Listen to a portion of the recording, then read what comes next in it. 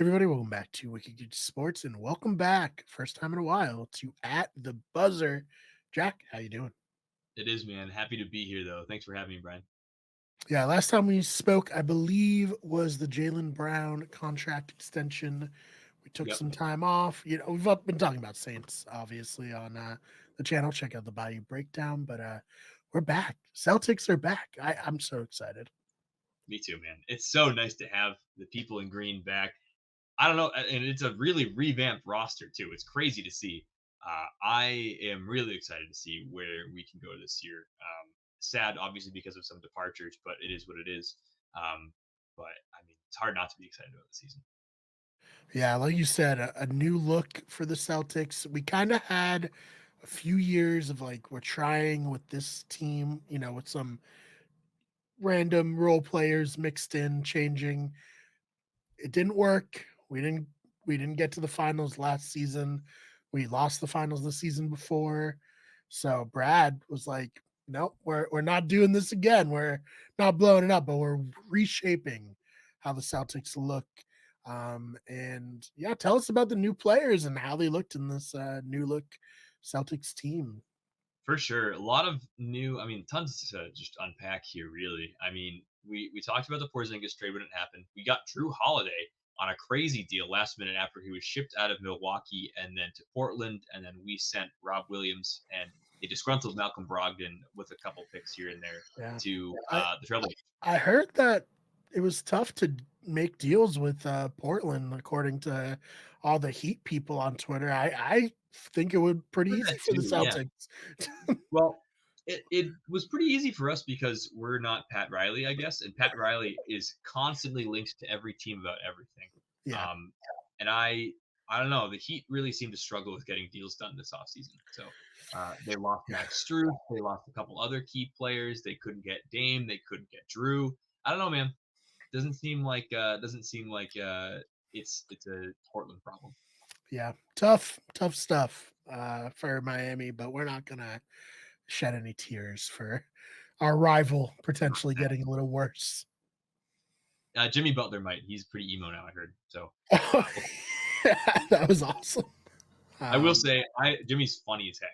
That's all I'll give him. It's the only credit. Yeah, and whoever was the first person to tweet tonight will be the night that I ball for you over a picture of him. Credit, Amazing. credit. So fucking good. But yeah, let's talk a little bit about the Celtics and 76ers playing. We got our first look at the new team with the new Yeah. lineup and how they do. I mean, overall, they played really well. Peyton Pritchard, our new $30 million man, essentially like probably the seventh guy, like from top to bottom of this roster, um, stepping up into new roles where he was essentially like a fourth guard last year. He's looking like he's probably the first one off the bench, depending on how the roster construction is with starters, etc. But I mean, he ended up having the team high in points because he's a spark plug. He's hitting deep threes. He hit a buzzer beater three and got fouled to end the first half, which was crazy. Um, but nice to see Jason Tatum driving. Nice to see Kristaps Porzingis. I mean, I think we've all talked about just like the things he could do offensively, and he showed that. I think he had a sick jam. He had a couple nice threes. He broke some dude's ankles. Everything that I wanted to see from him in the first game Mhm. in the green. So that was awesome to see. I mean, the one thing to note, I think, especially just about this roster construction as is that it fits Missoula's identity a little bit more than it did last Mhm. year because that was obviously, hey, this is the roster, this is what it looks Yeah. like. You're kind of thrust into this show. Like Good good luck. luck. Yeah. Yeah, and that was previously a very defensive identity team, whereas this is now an offensive identity team, and we know that Joe Mazzulla loves to huck up threes. So he Yeah. really expands, yeah, he expands the floor a little bit here with the addition of Porzingis. And as much as I love Rob Williams, the dude couldn't shoot. You know, like I know he was working on that, and everyone was hyped about it. I was hyped Yeah. about it. I don't know We how. were hyping ourselves up. We were like, this is it. Rob shooting threes. Like game Yeah. changer, and now we'll never see it. So, or Yeah. at least not with us. So, We'll hope he miss does him. well in Portland. We Yeah. will miss Rob. I have a We're Rob big Williams, fans here. Yeah.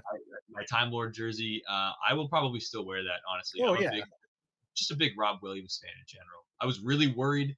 A little sentimental moment when we drafted him and he missed the team plane to get on like his training camp flight. Mhm. He missed his first interview because he overslept. Like I'm like, oh, this dude is gonna be a nightmare. And then ever since, he's been like hard to not root for because he has these explosive plays, defensive stalwart.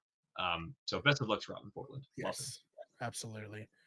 And that Portland team might be, a little fun to watch with I their think new so. pieces and a lot younger and without the looming like specter of will Dame try to force his way out or not.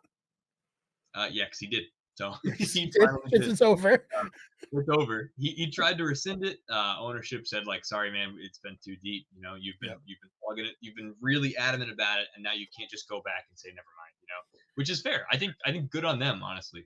Um, Yes. they got a really good package, all things considered, in return, including Mhm. the flip for Drew Holiday, where you get Malcolm Brogdon, who is the again Celtics six man of the year award last year, right? So he's something good Mhm. mentor for these new guards. He's wearing number 92, which I thought was really weird. Very Um, interesting.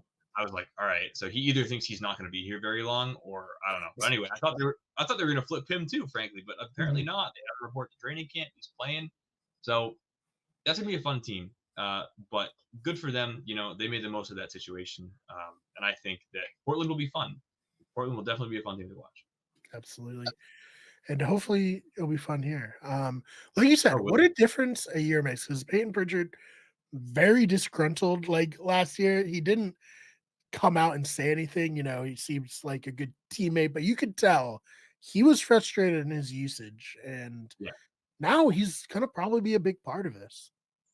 For sure. And I think we saw bits and pieces of it honestly in the playoffs last year, where he would come in, he'd pop out, shoot a couple threes, nail them from deep, have some defensive spark pluggy plays, and he'd go back to the bench and he played like 10 minutes. But at the same time, it is nice to see him in this position. I think that was kind of almost in a weird way like a harbinger of what's to come here, and that's where we're at. So good for Peyton. Happy for him. He's moved up in the guard rotation for sure, and his profile definitely fits a little bit better than some other guys we've had in the past. So no offense to Marcus Smart, love Marcus, but Yes. another departure. Sad man, No, it's not even the same roster anymore. brutal. Yeah, It's really but different. It's really it different is from, think of when we started to now. Very for different sure, times. for sure. Um, so yeah, I mean, in this game, 114-106. Peyton Pritchard played well. We got our first Porzingis game. What else is here? Jalen Brown had 19 points. How you feeling about him? Yeah, He's a very rich man now, which of course we're very excited for him for that. But how do you look in that first game? very rich man. Jalen Brown, I think, solidified himself as a core of this team for years to come, which is Mhm. awesome. Um, I you do have to think that he might be part of like, hey, if this roster can't compete, he's going to get blown up next year, which I don't even want to talk about right now. We still have a full season in front of us, but Yeah. Jalen Brown looked great. You know, I think that's my favorite part about what I saw was actually not Jalen Brown. I will say he had a lot of great drives. He looks like he could dribble with his left hand for the first time in his career.